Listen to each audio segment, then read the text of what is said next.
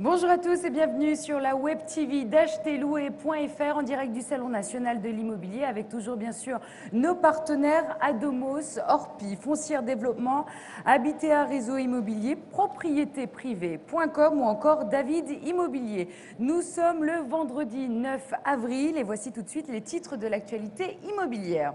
On commence tout de suite. Alors, 9 Français sur 10 rêvent d'acheter une maison. Les maisons pierres nous en disent plus dans quelques minutes.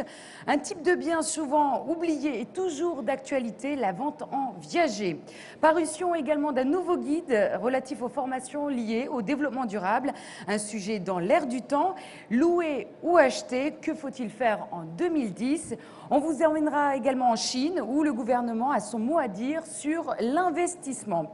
Et est-ce que le marché a de beaux jours devant lui? Retrouvez à la fin de ce journal la météo des prix. Allez, on commence tout de suite par ce chiffre à retenir. 9 Français sur 10 rêvent de devenir propriétaires d'une maison. Je ne vous apprends rien. C'est le résultat d'une enquête réalisée par les Maisons Pierre, spécialistes de la construction. Cet engouement pour l'accès à la propriété est quasi unanime et il concernerait toutes les régions. Alors, quelles en sont les raisons principales? Eh bien, tout d'abord, bien sûr, les prix pratiqués, parce qu'ils restent en général assez attractifs, notamment dans l'ancien. Viennent ensuite les matériaux et les équipements des maisons neuves. Ils se sont améliorés en quelques années à peine et ils sont surtout beaucoup moins énergivores. La vente en viager maintenant, eh bien, c'est une solution financière méconnue quand même du public, pas plus immorale qu'un héritage après décès. Ce type de vente est une opération financière intéressante mais souvent oubliée. Le réseau d'agences Habitea tient à nous décomplexer d'ailleurs à ce sujet. Il la conseille d'ailleurs de plus en plus à ses clients. Alors concrètement, que dit la loi? L'État réglemente l'usage de ces contrats aléatoires. L'acheteur en viager aide son vendeur à mieux vivre avec ses propres moyens. Il devient en quelque sorte son futur héritier. Quels sont les avantages? La vente en viager repose sur le mode du gagnant-gagnant. En plus de son faible coût, eh bien, la simplicité de la gestion séduit.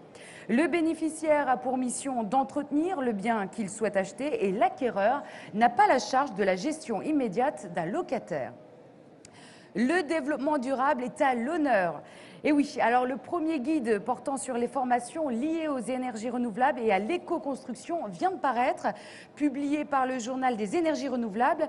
Cet ouvrage a pour but donc de promouvoir les formations professionnelles liées à l'écologie. CAP, BTS, DUT, Master, vous aurez le choix entre 292 différentes formations. Toujours dans un souci de protection de l'environnement, 16 000 offres d'emploi ont été proposées en janvier dernier aux étudiants suivant des études dans cette filière. Les entreprises liées au développement durable connaissent une réelle croissance de chiffres. Pour exemple, l'activité éolienne et solaire représenterait aujourd'hui pas moins de 50 000 emplois. On continue avec notre dossier du jour. Est-ce qu'il faut acheter